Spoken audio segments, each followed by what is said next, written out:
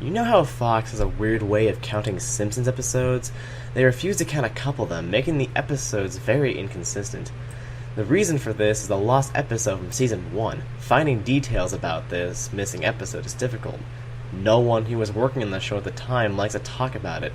From what has been pieced together, the lost episode was written entirely by Matt Groening. During the production of the first season, Matt started to act strangely. He was very quiet, seemed nervous and morbid.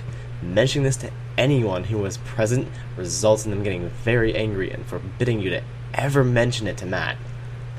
At first I heard of it at an event where David Silverman was speaking. Someone in the crowd asked about the episode and Silverman simply left the stage, ending the presentation hours early.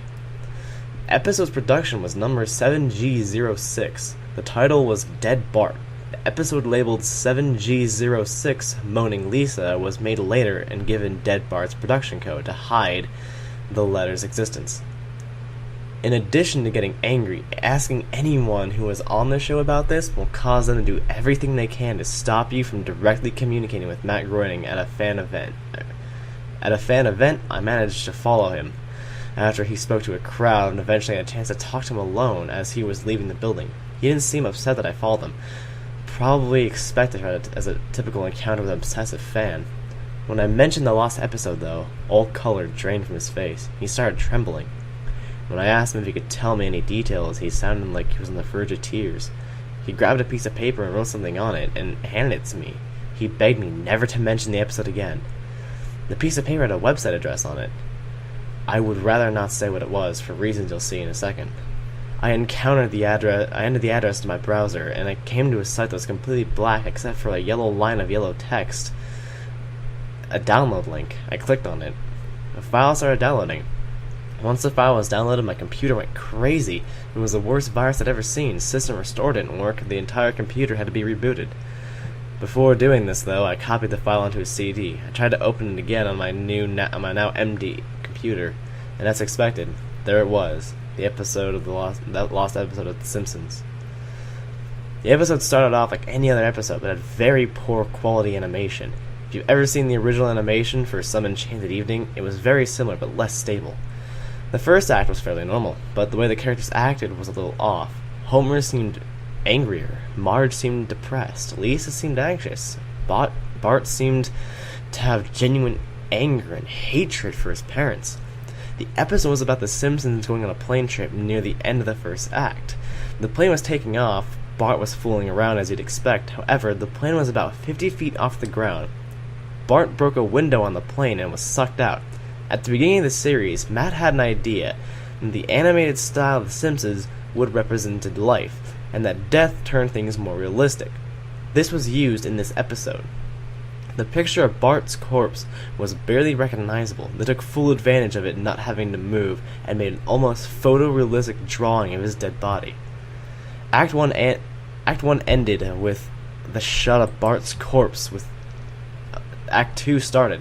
When Act 2 started, Homer and Marge and Lisa were sitting at their table crying, and the crying went on and on. It got more pain and sounded more realistic, the better acting you'd think possible. The animation started to decay, and even more as they cried, you could hear them murmuring in the background. The characters could barely be made out.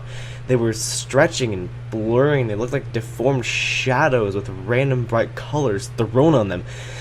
There were faces looking in the window, flashing in and out, so you never were sure what they looked like. This crying went on for all of Act 2.